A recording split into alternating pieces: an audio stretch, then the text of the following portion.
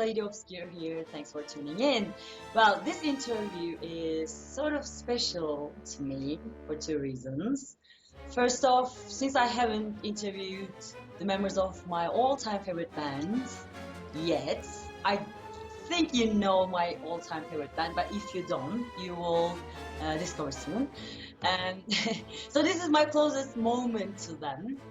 And secondly, I'm interviewing an overachiever from my own country, and obviously I take pride in his accomplishments. I'm with Eren Başbuğ, who wrote the orchestral parts of the two fantastic songs on Dream Theater's self-titled 12th album, which would be a huge accomplishment for, any musician, let alone a 21-year-old. I'm with Eren Başbuğ. Hi Eren, how are you? Hi, Nam. Good. How are you? I'm alright, thanks. Thank you for taking the time. I appreciate it. I know you're between classes now. It's okay. Thank you very much for the interview. Of course, my pleasure. So we are at Berkeley now, aren't we? Yes, we are at Media Center right now Awesome. in Berkeley College. Yeah, show me around. Yeah, so this is a media center, so people come here, sit down, Yeah. Do we open interview? computers. Not usually, but I don't think so. there are many people from different countries here right now in this little room. Great. So I don't know if it existed back when your favorite band was Yeah, I know. here in this college. Oh. But probably they might be sitting here and discussing, we should form a band or something.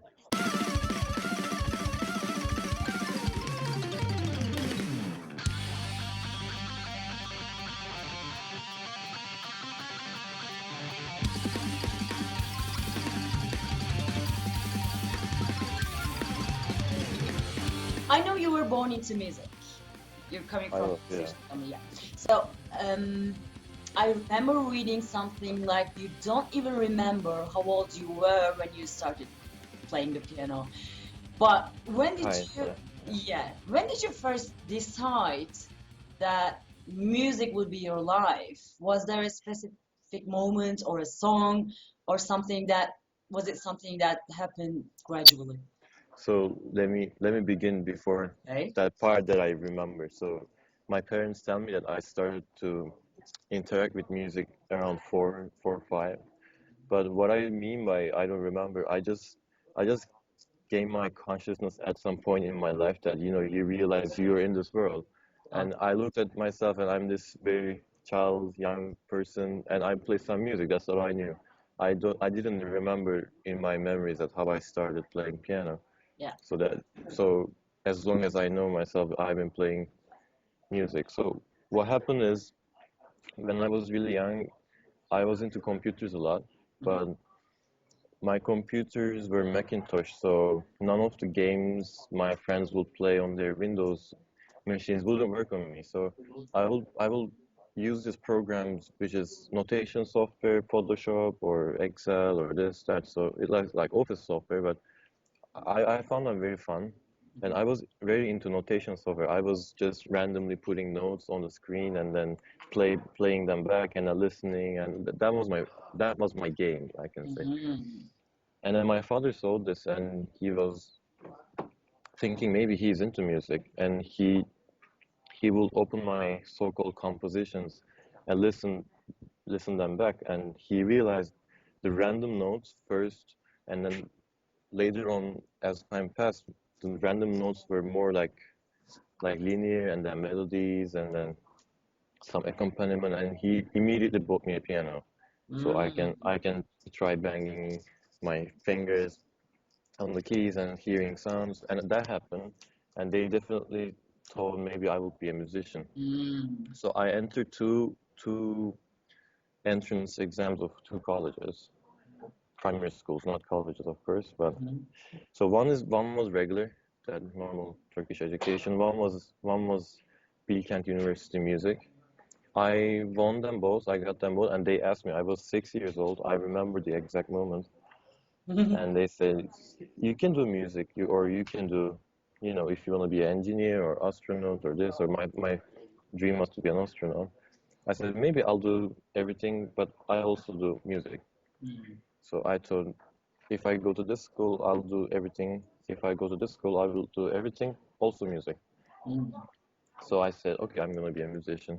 And it was your decision, your own decision, Yeah, wasn't it? they asked me. They asked me. Awesome. They So you they didn't didn't. consult with your family, you made the decision yourself. No, no. They throughout my life they always asked me or gave me the choices, Mhm. and I really appreciate my family for that. Yeah, we do too. Yeah, but it was my choice. I exactly remember that Great, like particular moment. I said I'm gonna do some music. great. Okay, I will come to your recent unbelievable accomplishments in a minute, but I want people to get to know you a bit more. So I want Sure. to start from the beginning. Tell us about your early musical training. So you chose Bilkent University, Yeah, well, not university, the primary the primary education. school division. Yeah. And when did it start? I think you said you were 6, right? And how did Yeah, it progress? I can only imagine the huge array of musical influences that went into it. How was it mm, trying to assimilate all those different styles from classical to progressive metal into what you yeah. wanted to be? So what happened is my school was a music school.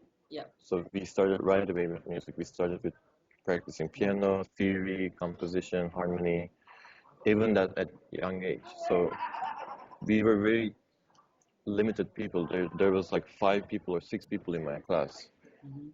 in the whole second grade or first grade. So I all went through classical music training. So I was trained to be a classical musician, like a classical concert pianist that would have a repertoire and that will go around the world, give concerts. My cat wants to say hello. Hello, Mr. Cat.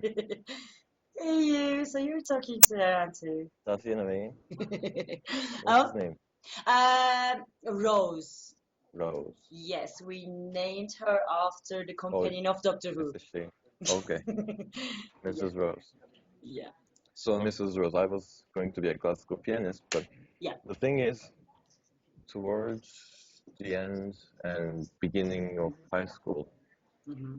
I was always listening different music. I was Yeah. never into classical music in terms of sitting down and listening to classical music. I always listened the pieces I need to play, and then I need to perform, I need to give concerts, and I was really practicing on my technique a lot because it was really demanding what I played. But in my ears was always different. I used to listen really mainstream, not in a bad sense, but what would be on the radio, I will just listen. And then I think I went into that little metal period like everybody does. And but Yeah. I didn't finish like, oh, this is like an adolescent music or something. I really felt something that that connects to me. I don't know what it is, but I was always listening to those music, and I was playing Mozart for my proficiency, and I was listening, let's say at that time, Linkin Park's Hybrid Theory in Mhm. my ears. But I will change personalities. I will be this sophisticated pianist guy for Mozart or Bach or what it demands for you, and I will be this young metal guy for in my own earphones. Let me squeeze in another question. Sure. When you're telling me all these things, it makes me think, um, does that or do your teachers or your network put a kind of a pressure on you that you shouldn't be listening to mainstream Exactly. music? Oh my goodness. Of course. That's actually how things started. Mm. I got really bad thoughts from people that music is like what I listen is noise or something or bad or loud or this or that. But I really like what I listen, and I think the approach from not all over the world, but probably in our country or in particular that school or particular that people, I don't know, I can't categorize, but classical music is the music and the rest is some kind of music. That attitude, and that I didn't like that attitude at all, because what I listened, maybe they were playing electric guitars or the drums or something, but when you put down what they play into notes like you do in classical music, you can see that there is some kind of intelligence going on there or some Yeah. kind of emotions going or something. And that was actually my starting point. I got into your favorite band Dream Theater, Mm. and then I think one of the teachers was not happy with Kevin Moore because he's this guy who makes this Turkish film music, and he was in Dream Theater, and he was more of an emotional and using this popular chords and stuff. And he's like, oh, Dream Theater, we don't like that. And Kevin Moore used to play and this and that, whatever. Interesting. Actually, when I first listened to Dream Theater, I didn't like it either for some Yeah. reason. Okay. My friend, oh, sorry. No worries. Can I ask you which album was that? So a friend of mine sent me A Change of Seasons. Okay. It started and then it's like 3 minutes. It's still going and then all of a sudden something, and I'm like, what is this? Like, that doesn't make sense, and I deleted the file. Like, I love what you said, making sense. A lot of people approach to art like it has to make sense. It's not what art is about, right? I mean, it it makes it makes sense, but not for you maybe. Yeah, because you're taking this formal education and Yeah, you're taught that music or art has to make sense. There are in my rules own and terms. Yeah. exactly. Yeah, thank you. Exactly.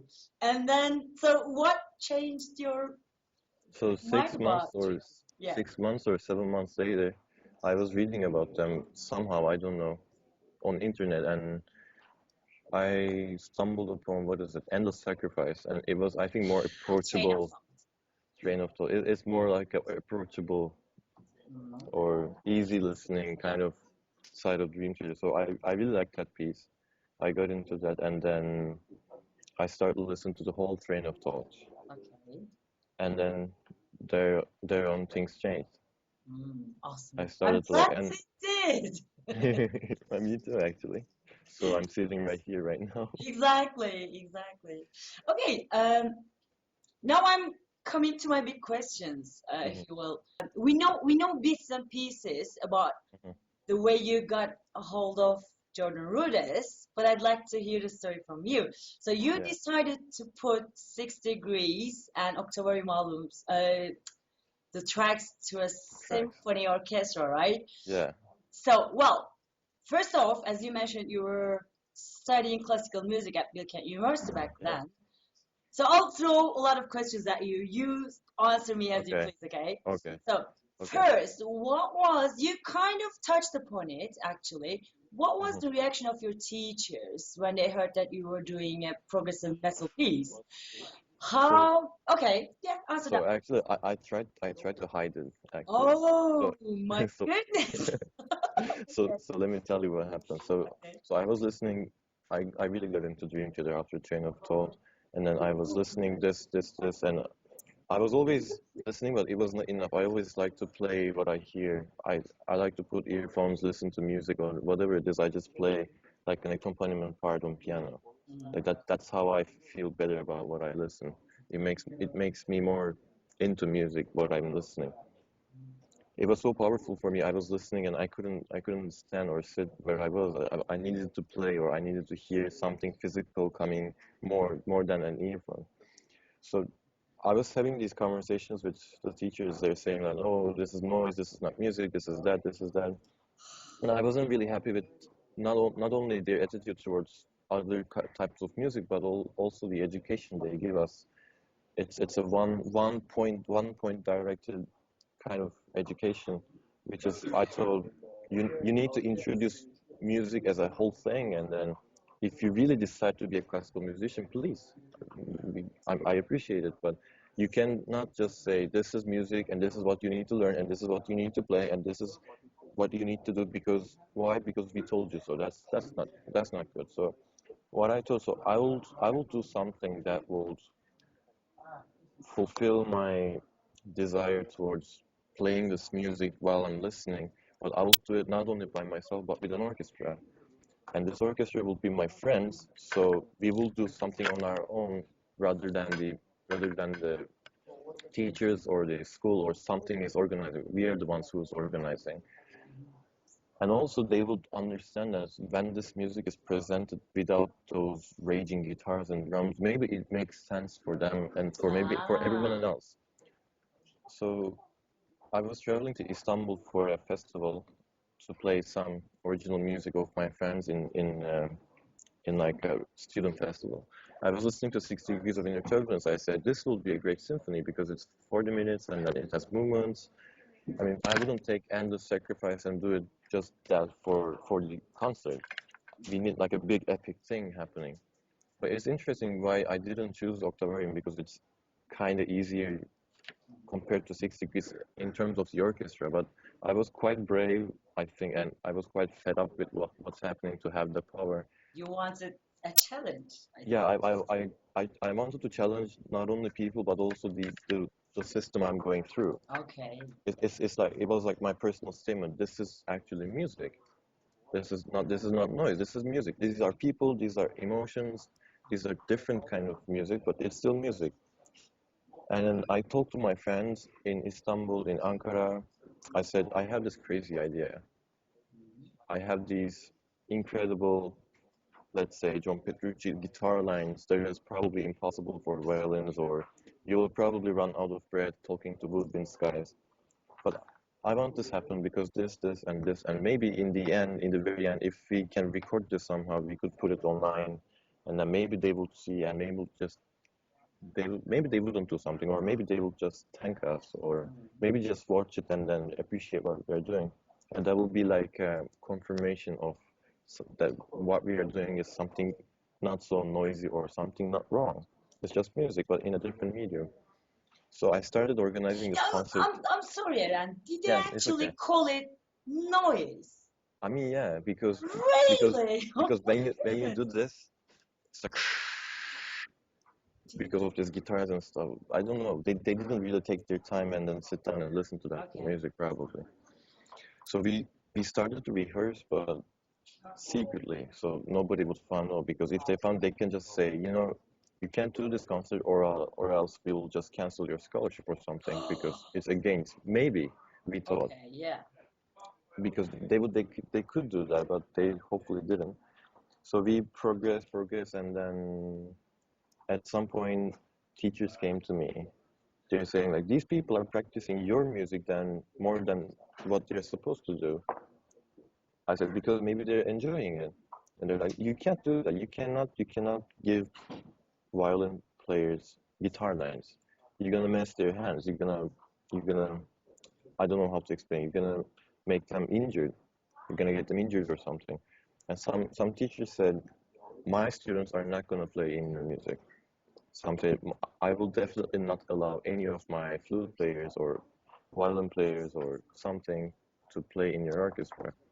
So it took me like 8 months to put together people. I'm dying to ask you to name names, but I won't. No. No, I No, won't, I but still, jeez. I still love them. I still accept them as they are. I learned that.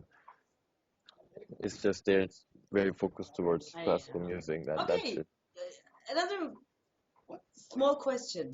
Sure. So after seeing your success, did you Yeah. talk to your teachers back then? Nobody came to that concert from teachers. But I mean, they But it was funny. don't Like have to, right? It's all over the internet now. it is. So well, all the videos were on YouTube, and now you have your name written on the Dream Theater's new album. Yeah. So they must know what you are doing now, where you are now. So did you talk to them? I After? never talked to them. Okay. I And mean, one more we small. disconnected. Okay.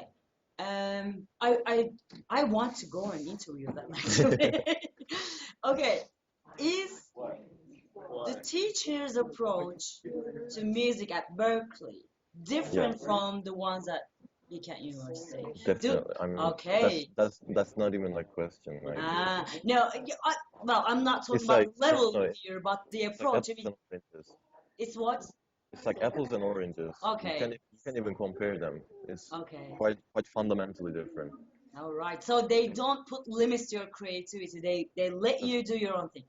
Not And at all. maybe that's why Dream Theater were founded at Berkeley, right? You know? Probably. Yeah. Here it's very different. Here music is like a universal thing. Music is music. Mhm. Either you're clapping your hands or either you're doing very weird stuff on iPads or this or that, or either you're doing classical music like in the old days, or if you're doing jazz, if you're doing metal, rock, something. It's Yeah. music. Although It I doesn't. don't want, Big Kent University, really, really great university, and I don't want to just I ruin don't. their reputation. You don't want Me, to either. me, Maybe me, that's one man or woman, whatever, who really didn't like this kind of music, who couldn't appreciate, who didn't it's understand what she was listening to. So it's not something right or wrong. It's yeah, just I wasn't fit in what their system was. I mean, they're supposed to raise classical concert pianists. That's okay. what they do, or classical soloists like orchestra people, or world famous, internationally huge success people, or teachers or academicians, not a rock star or something. Yeah. So it's Okay. quite different. Yeah. Let's move on. So how did you assemble the orchestra? Are they all Dream Theater fans? Just maybe 2 or 3 of them Oh, out of really? How about the 40. others? Did they at Just on least know paper. about the band? They knew, but they wouldn't understand the weight of it. How did you talk them into doing this then? Really, I don't actually remember how I Okay. convinced them, but Maybe they understood that it was a huge project to be. maybe it was such a stressful period of time that I cannot quite remember. I think my memory just said, okay, you don't need to remember this anymore. Yeah. It just happened. You got success, and that's it. Well, actually, I would love to know how your brain works. I do believe you're a genius. I Oh, Yeah, I'm almost positive that you're a genius. Anyway, I love saying these things behind your back, not during the interview. I'll do it afterwards. So, again, you touched upon it, but did you know, or at least hope that the band would hear your efforts, or in other words, was it a hidden or maybe not hidden agenda thing to garner the attention of the band? of course, I mean, Of course. that will be the whole point, because if you do this concert, some Turkish fans will listen, teachers will hate you, friends will say that was really difficult music, and that will be over. So 8 months of efforts would go nowhere. Yeah. So that was definitely part of the plan. I can tell you one thing about that. How did you convince people? So the orchestra was 35 people, Mm. and it took me 8 months to write the music and assemble the orchestra and put it on stage or something. But the only day I have seen 35 people all together was the morning of the concert. No way! I'm getting goosebumps. So you didn't rehearse all together I with them? did. I mean, I call people, 4 people come, and then I say, okay, let's rehearse the section. And they don't show up for 2 weeks, and some other people show up, and they have no idea what's happening. And then those 4 people show up like 8 weeks later, and they forgot what's happening. And Oh, then the morning of the concert, I saw 35 people the first time in front of me, and then we magically somehow have happened to play the music quite good enough. I can't even imagine the psychological part of things, It can burn out a person. It did. It did. Yeah, I'm sure it It did. did. I'm sure it did. It I'm did. so glad that things came out the way that they did, It's such a Thank you. success. Thank you. So then, Jordan Rudess contacted you